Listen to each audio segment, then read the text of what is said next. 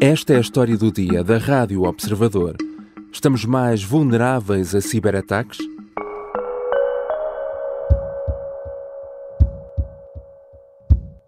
A aplicação navegante que permite carregar os passes para os transportes públicos sofreu um ataque informático. A empresa Transportes Metropolitanos de Lisboa deu conta da situação no sábado, ao final do dia. A notícia do ataque informático à aplicação que serve para carregar os passes dos transportes públicos em Lisboa foi apenas uma das mais recentes. Desde esquemas de burlas online a ataques a sites de governos ou infraestruturas críticas como hospitais, os desafios da cibersegurança são cada vez maiores. Quem combate os cibercriminosos diz que a forma mais eficaz de o fazer tem de ser pensar como eles para antecipar o que podem fazer a seguir. Assim sendo, o que pretendem os ataques informáticos? O que podemos fazer para não estarmos tão vulneráveis a estes ataques? São questões para a conversa com Pedro Adão, especialista em cibersegurança, professor associado no Departamento de Engenharia Informática do Instituto Superior Técnico da Universidade de Lisboa. Eu sou o João Santos Duarte e esta é a história do dia de quarta-feira, 9 de outubro.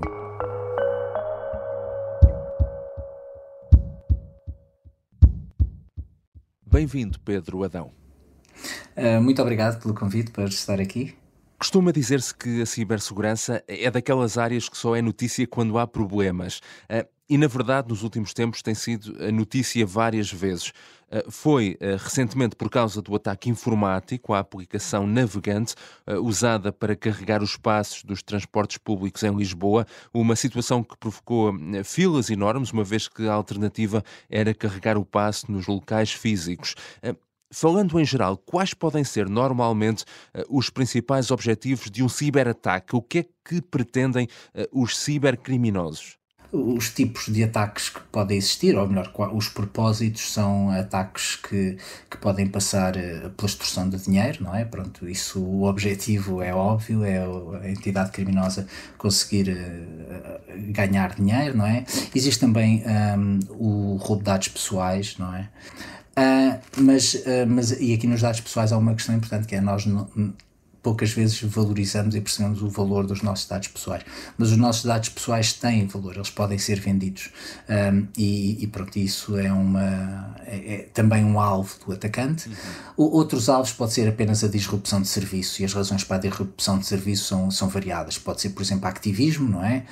Eu discordo de uma certa organização, o atacante discorda de uma certa organização e simplesmente faz um ataque de negação de serviço.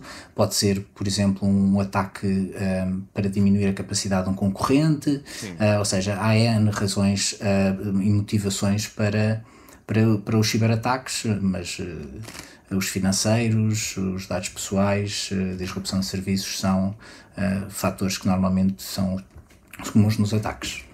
Nós, de resto, obviamente vivemos aqui numa era decisiva de transformação digital. Isto foi algo que podemos dizer, ou temos dados concretos sobre isso, que a pandemia também veio aqui acelerar. O número de ataques nos últimos anos tem vindo a crescer, não? É assim, eu acho que seria inevitável porque nós estávamos num processo de transformação digital, mas certamente a pandemia acelerou o processo, não é? Basta olhar, por exemplo, para a questão do teletrabalho. Nós, de repente, num dia de março, muitas pessoas, de repente, passaram a trabalhar de casa, não é? E isso aumenta. Se nós pensarmos antes da pandemia, havia poucas situações de teletrabalho, e hoje até há muitas organizações que não voltaram ao modelo presencial, não é? Ou seja, o teletrabalho em muitas organizações veio para ficar.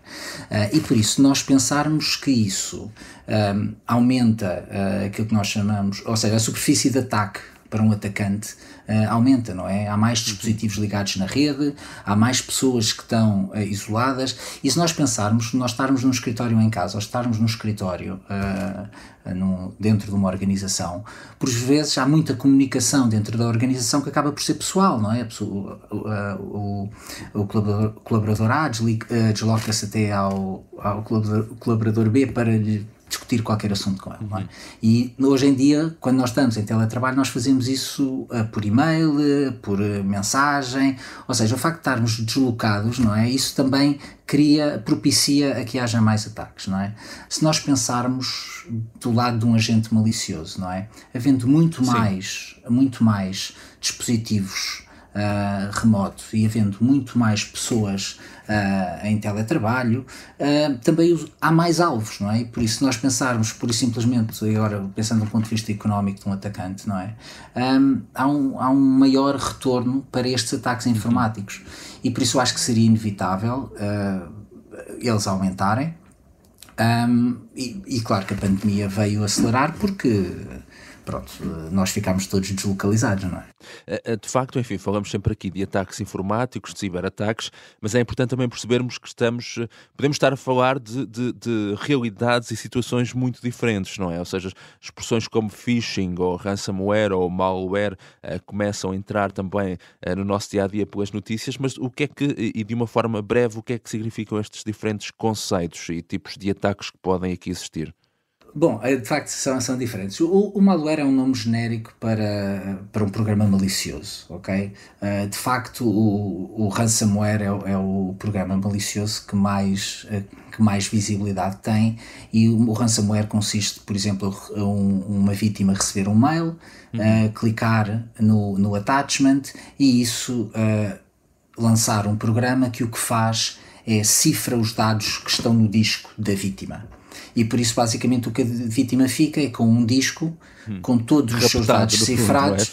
Exato, por isso o nome ransomware vem de mesmo resgate em inglês. De resgate, exato, e pronto. E pronto, e é esse o objetivo. O objetivo desses agentes é que as vítimas paguem um resgate de forma a conseguirem ter a chave de decifra e assim obter os seus dados. A proteção contra o ransomware, simplificando um pouco, é relativamente fácil, no sentido em que, se eu fizer backups regulares do meu sistema, não é?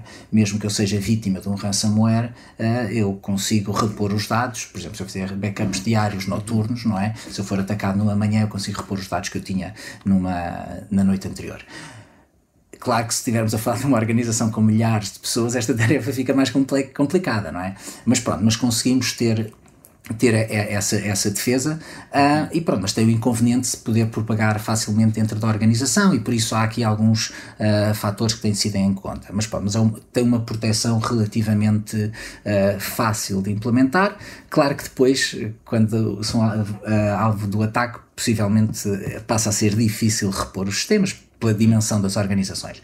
O phishing é um ataque diferente. O phishing é aquele ataque que nós recebemos normalmente a dizer: olha, a sua conta do seu banco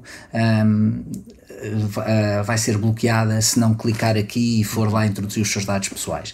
Tipicamente o objetivo, isso é feito de forma massiva, ou seja, um atacante tem uma lista de mails para a qual envia uma mensagem genérica, standard, a dizer banco X, a sua conta vai ser fechada, e esse mail é distribuído por milhões de e-mails de vítimas, e claro que desses milhões alguns têm conta no banco, outros não têm, não é? Os que não têm não lhes vai acontecer nada. Os que têm e não clicam também não lhes acontece nada, mas continuamos a ter uma percentagem significativa de pessoas que de facto acreditam no mail, e já agora normalmente quando se clica no link vai-se para uma página que é muito semelhante à página do banco em causa.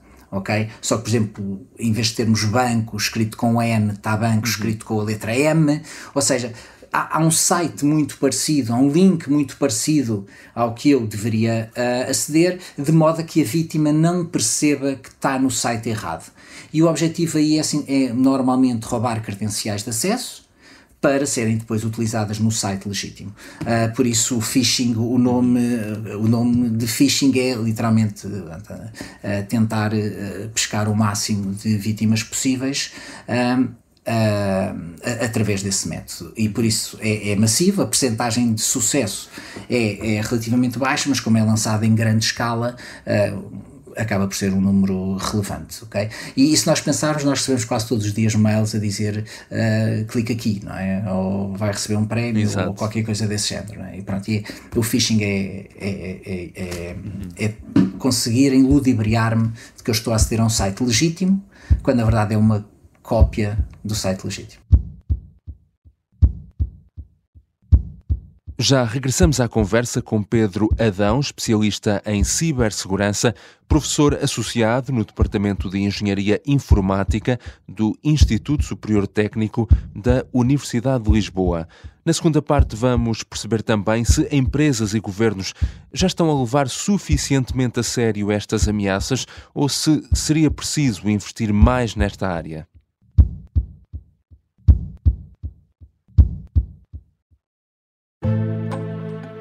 O sargento na cela 7. O homem na cela 7 escapou à morte por pouco. Piratinha do ar. Eu já disse que ele só tem 16 anos.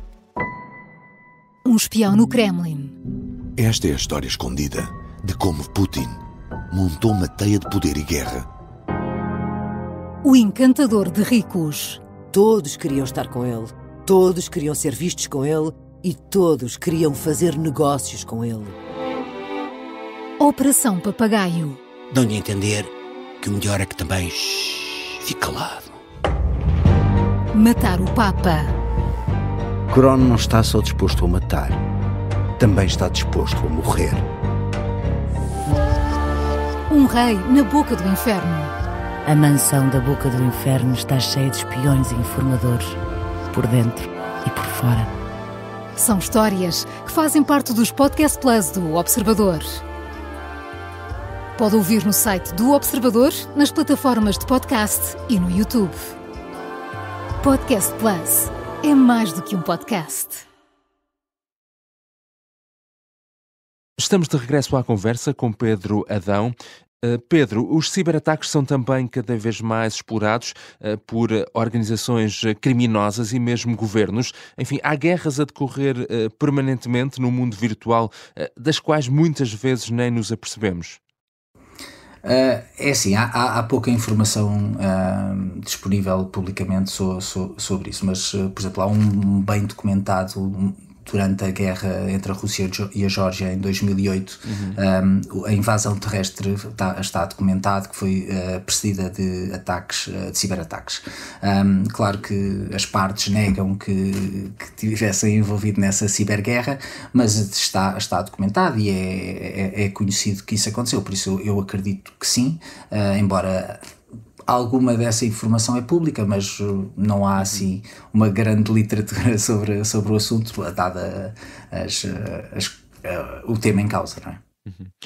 Mas na sua opinião, aqui, enfim, governos e empresas já estão a levar esta questão das ciberameaças mais a sério ou ainda seria preciso mais investimento nesta área?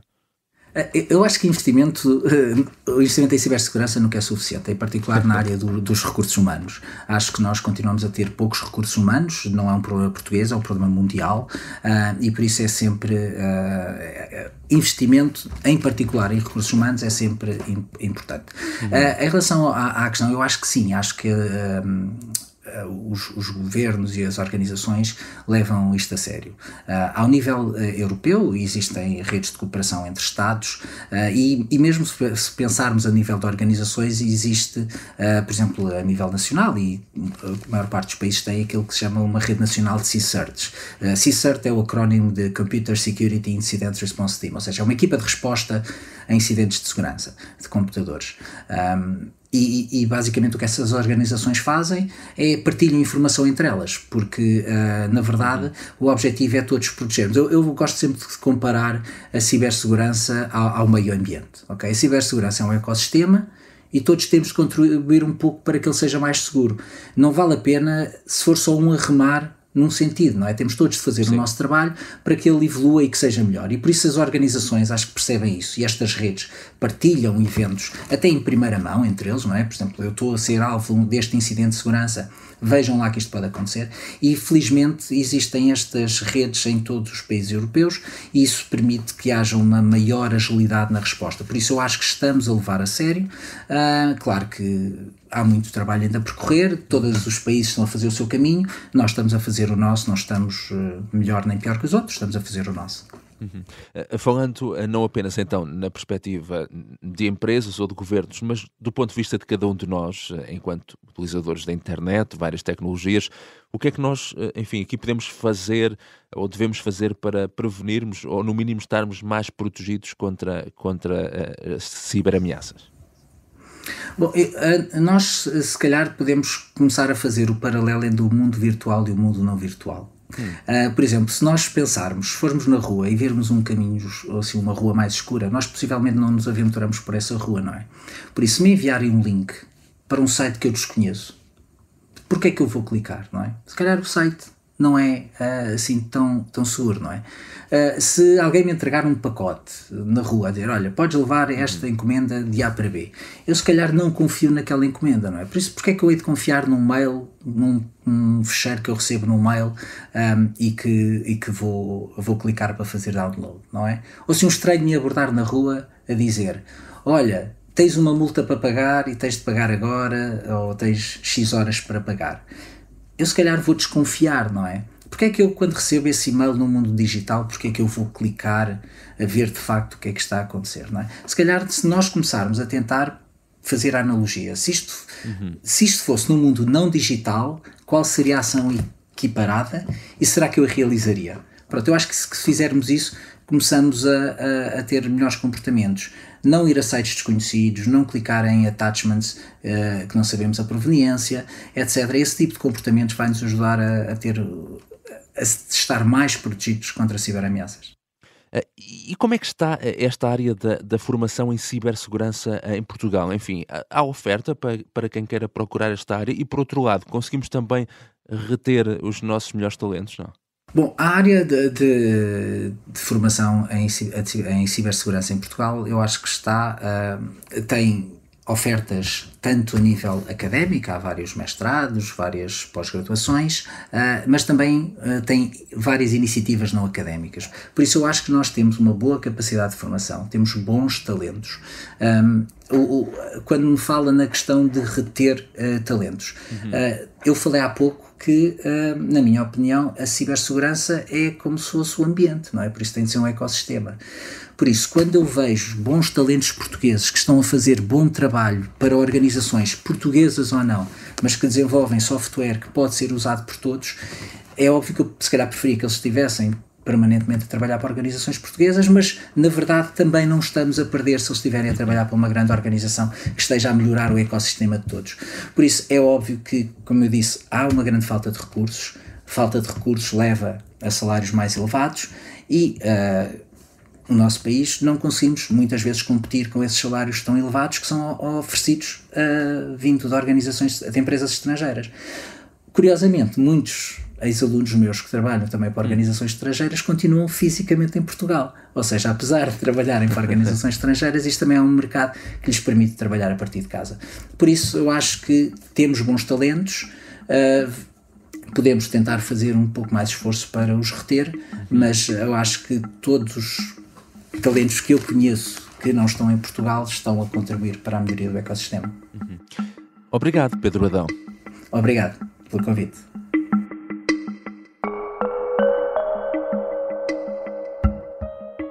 Pedro Adão é especialista em cibersegurança, professor associado no Departamento de Engenharia Informática do Instituto Superior Técnico. Esta foi a história do dia. Neste episódio usámos ainda um som da SIC Notícias. A sonoplastia é do Pedro Oliveira. A música do genérico do João Ribeiro. Eu sou o João Santos Duarte. Até amanhã.